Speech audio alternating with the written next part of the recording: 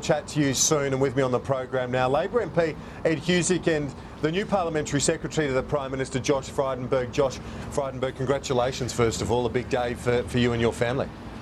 Thanks, Kieran. Well, it is going to be an exciting day, not just for me, but for all the members who are going to be sworn in today. And it's a proud day for the Coalition too. And you're going to be sworn in on the same Bible as that used by Sir Zelman Cowen when he was sworn in as Governor-General back in the 70s. That's right, Kieran. This Bible was given to me by Sir Zelman Cowen before he passed away, and it's very special.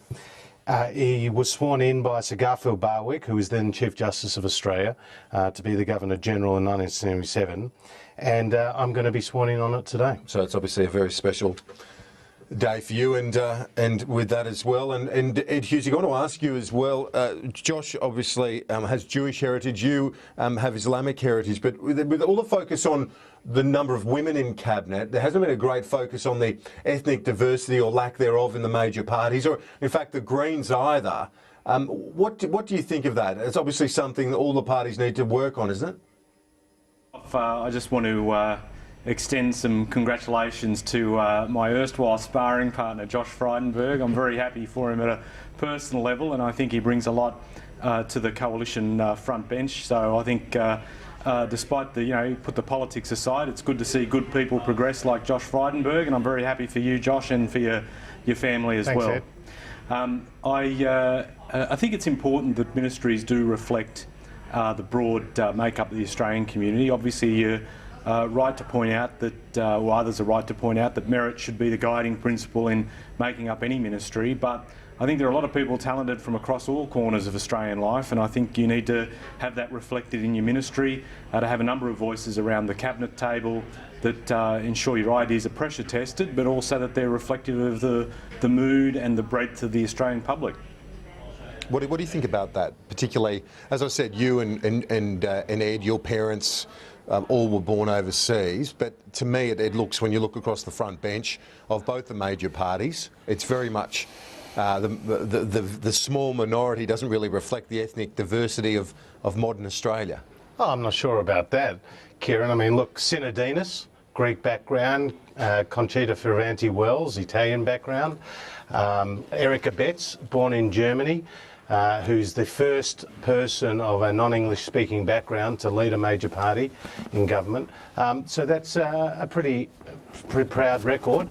And I think in our broader party... But there'd be more to do, isn't there? Surely, if you look at the makeup of modern Australia, that's a few, sure, admittedly, but...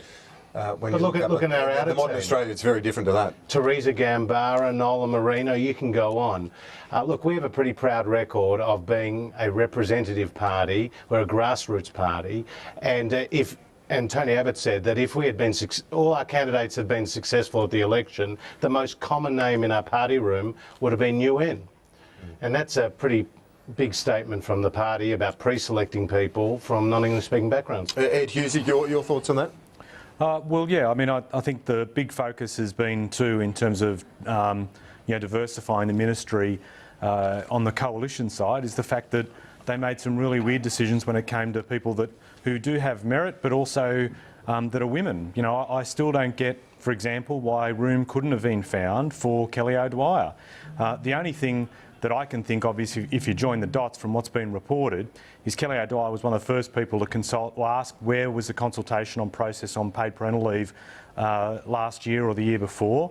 You fast forward to this year and they launched the paid parental leave scheme in Kelly O'Dwyer's electorate, and then the only person that doesn't get the most notable exception from the front bench is Kelly O'Dwyer. They couldn't even find a parliamentary secretary spot for someone who's been a senior banking executive, a senior person on Peter Costello's staff, and the only thing I can think of is that this is vindictiveness writ large when it comes to Kelly O'Dwyer, and then they lower the diversity within the federal ministry. I think it's terrible.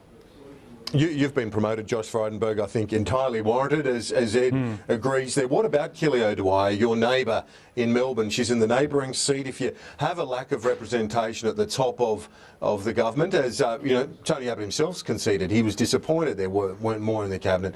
Doesn't it make sense to then promote the up-and-comers, the talented young people like Kelly O'Dwyer, if you do want to even the balance a bit? Well, Kelly O'Dwyer is a very good friend of mine, and she's a great talent, and I don't think it'll be very long before she is on the front bench. But in terms of the promotions that Tony Abbott has made, I mean, look, Fiona Nash has been appointed Assistant Minister for Health. Senator Michaela Cash, Assistant Minister for Immigration. So there are 4 out of the 11 women in the outer ministry knocking on the door of Cabinet, together with Susan Ley and together with Senator Maurice Payne. Knocking on the glass and ceiling. I'm sure more like people will come through. I mean, the other point here is we've pre-selected and had elected to this election a number of outstanding female candidates. And I'm thinking of Sarah Henderson, who's come in from Corangamite, Fiona Scott, Lucy Wicks, Michelle Landry. There are many others. But what about Kelly O'Dwyer specifically? Because she is seen as one of the most talented younger MPs, and you know, she wasn't even given a parliamentary secretary position. Is that the right message to be sending? Look, as I said, Kelly's outstanding. I don't think it'll be very long before she's on the front bench, and she's a very good friend of mine. But, you know, it's a bit rich for those on the other side to be stirring this pot when it was the Labor Party, Kieran, who knifed Australia's first female Prime Minister. And you, Ed, were very much part of that. So I think you've got a lot of explaining to do if you're talking about affirmative action here. Well, I think we can look at the makeup of our ministry. You know, you look at Penny Wong, Kate Ellis, Sharon Bird, Catherine King, Julie Collins. There are a whole host of people that were in Tanya Plibersek, that were in senior roles. And the thing about Kelly is this is just it's very Maoist of Tony Abbott. You know, it's basically, you know, you target one and educate thousands. And he's targeted Kelly O'Dwyer because she's had the temerity to have an opinion of her own and to actually call out Tony Abbott's process or decision-making processes. And I think what Tony Abbott's sending is, if you have a thought of your own, if you dare express it, then this is the treatment that you can get. And he's also learnt that from John Howard. I mean, how long was Christopher Pyne kept on the back bench and away from any leadership position because he took on John Howard? You know, I think this is a very bad thing. A very bad thing. Ed. It's a very bad thing. Well, the stats speak for themselves, Josh, and I think you need to have strength within.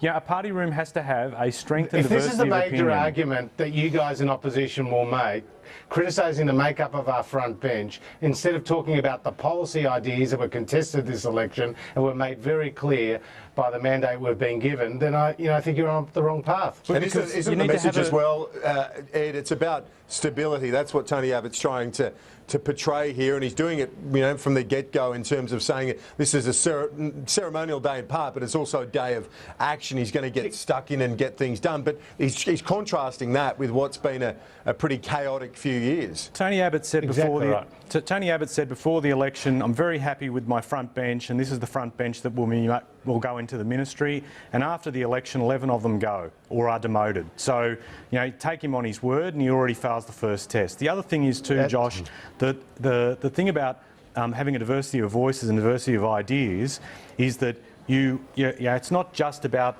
the people themselves, it's what they bring to the table and the breadth of view. And your problem is that you've got someone who's been widely criticised as your leader who's out of touch with those views. So you do need to strengthen He's so out of touch, Ed, that he's just been elected with a whopping mandate at the election. We're going to end up with 90 plus seats. You're going to have 55 or less, and you're now talking about the makeup of our front bench. Sure. I mean, today's a very proud day for the coalition, Kieran. It's a number of firsts. The first female foreign minister of Australia will be Julie Bishop. And only member of Cabinet. The first ever female speaker of the parliament for the coalition is likely to be Bronwyn Bishop. This is a proud day for the coalition. Let's take a break. We'll be right back on AM Agenda.